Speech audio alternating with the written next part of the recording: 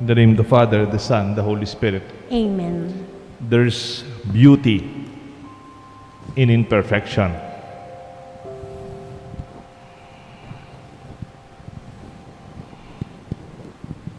One time I greeted a friend who celebrated birthday, and my text was just simply, "Happy birthday, I pray for you, cheers, and let us celebrate life." Yun lang. Then nagpasalamat naman siya, "Thank you, Father, though you know, it is a less perfect life." Bigla ako, birthday niya, nag-uusapan niya yung imperfection ng buhay niya. Totoo naman, hindi naman perfect ang buhay niya. Ganoon din naman buhay ko. Kaya sumagot ako, so far, sabi ko, matanda na rin ako, wala naman akong alam na perfect na buhay. So far. And it's good to realize that. Even in the gospel today, Jesus was preaching, and he needed to preach with a large crowd who really wanted to listen to him. It was an ideal place to preach. No podium, wala po siyang lugar kamukha nito, mapangaral. No seats, people are just standing by the lake shore. And no roof, because they were by the lake. Jesus preached anyway. It was an imperfect place for preaching, but Jesus continued to preach as long as they were willing to listen. The large crowd were following him. He was just preaching by the boat. They are outside the synagogue and far from the temple. Pero nakapangaral siya kahit walang lugar na maganda. He was able to make do with what he had. Did he complain? No. It was just a beautiful scenario where they were in the lake shore. He was just preaching on that side. Sometimes he was preaching by the mountainous side, sometimes along the way where he would meet a blind beggar, or whatever opportunity he could preach. Even in the second part of the gospel, when you are sowing seeds, continue to sow seeds. Even some of them will fall in very imperfect situations. Some seeds fell on rocky grounds, some seed fell on thorny bushes, some seed fell along the way. It was not a perfect place, but continue to sow anyway. It will be imperfect and there will be failures. There are times there's nothing at all during harvest time. Continue sowing anyway. It's not always a successful harvest. Kumisan kasi gusto natin perfect. Gusto natin walang pagkakamali. It would always not happen that way. Of course, we prefer to be seamless and perfect, no mistakes. But we can end up with our best efforts. Do you remember Peter and his companions when they met Jesus? Peter is already an expert fisherman with his companions, but they were fishing all night long and they caught nothing. But continue to fish anyway. Continue to throw the net. And it will be sometime there will be fish and there will be harvest. In the first reading from Exodus 16, the Israelites were complaining. They were grumbling. Galit na galit kay Moses at kay Aaron. Ba't dinala niyo kami dito sa disyerto?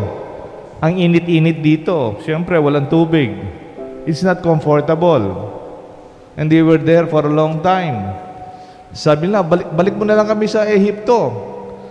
Even though we are slaves, we enjoy flesh pots and we have good food. May masarap na pagkain doon kahit na kami mga Slaves lamang.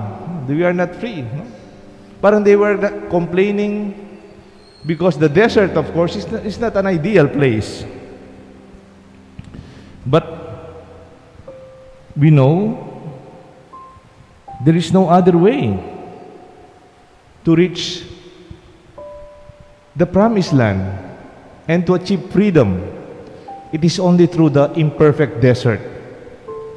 And yet, in spite of their grumblings and complaints, God provided for them lavishly bread from heaven for breakfast and quail, meat for dinner. Then the Lord said to Moses, I will lay down bread from heaven for you. Each day the people will go out and gather their portion. Hindi sila ginutom kahit mahirap yung kalagayan. Sabi ko nga, the imperfection of the desert, they grumbled and complained, but it was the only way to the promised land. It's the only way to freedom. Minsan po, nung nag-75 ang nanay ko, 75 years old ang nanay ko, ako naman nag-50 years old, 3 years ago, bago po ako nakapunta rito sa Sapang Bato. Pinasyal ko po ang mama ko. Nag-cruise po kami, Mediterranean cruise. Nakapasyal po kami sa Italy ng nanay ko, mula lagi po, with my mama. And then we visited different places in Italy. And there is one place that I would not forget. Alam niyo po yung Tower of Pisa? Tower of Pisa, yung the Leaning Tower of Pisa. Pumusyal kami doon. You really have to take a bus, and then from the bus you have to walk. Nung naglalakad kami, I'm assisting my mama. It was an afternoon, mainit din. Biglang sumigaw ang mama ko. Deo, Deo, Deo! Itang building mitutwagya. Father, Deo! Yung building. Natutumba yung building. And then, I smiled. Ma, kaya nga tayo nagpunta dyan because of that. People flock to go and visit the Tower of Pisa because it was not perfect. It was leaning on a side.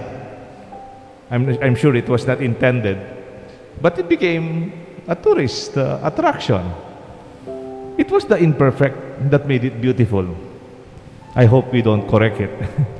Because it is life. It is who we are.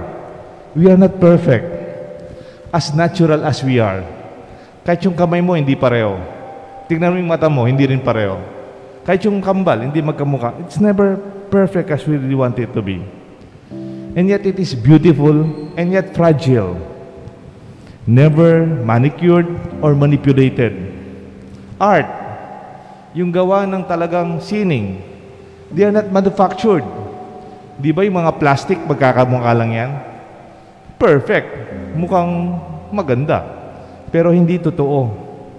When you are true to yourself, accept your imperfection. Because the more you control something, the more it controls you. Free yourself and let things take its natural course. Sometimes you just have to let go and allow reality to pass through and enjoy it.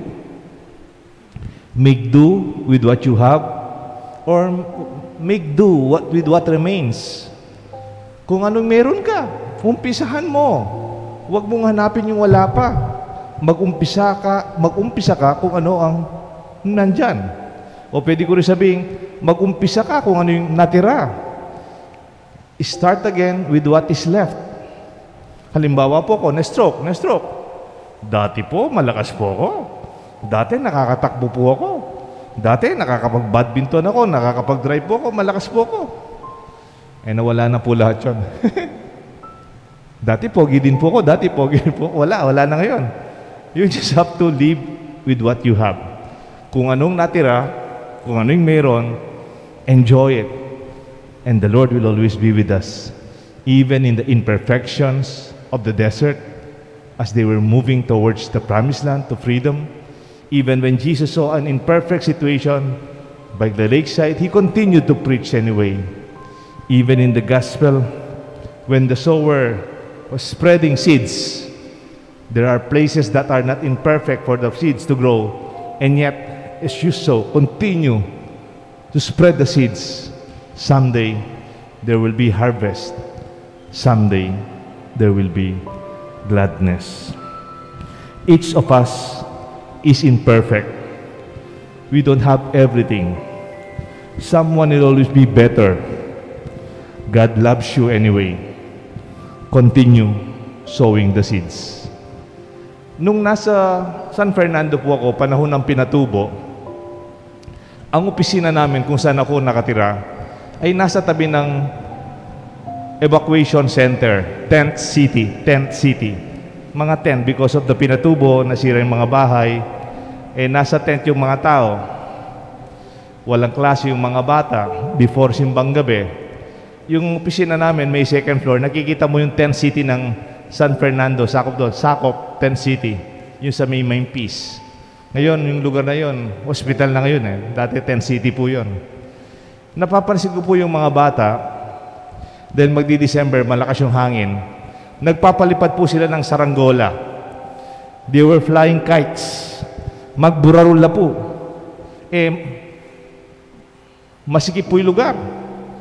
Nasa siyudad sila, sa San Fernando. Marami pong kable, maraming poste, maraming kuryente. But they're flying their kites. Enjoy na enjoy yung mga bata. Tinitignan ko sila. Pagkatapos sila nakapalipad ng saranggola, after a few minutes, nakikita ko, sumasabit yung saranggola sa mga kuryente, sa mga poste. And then yung mga bata, ang gagawin na, susungkitin. Direkado po yung ginagawa. Susungkitin yung kanilang saranggola. O kung hindi na pwede, gagawa na naman sila, tapos they will fly again, the kite.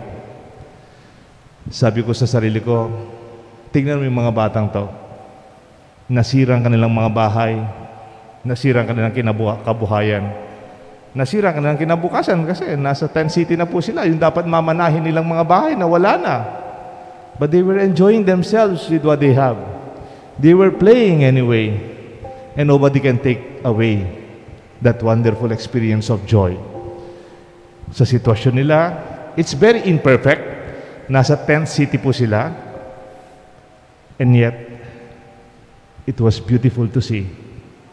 Imperfections, we can have joy and we can be grateful. Let this be our Mass. Let this be our prayer. In our imperfection, God will always see the beautiful in you and in me. I hope you see that too, in you and in others.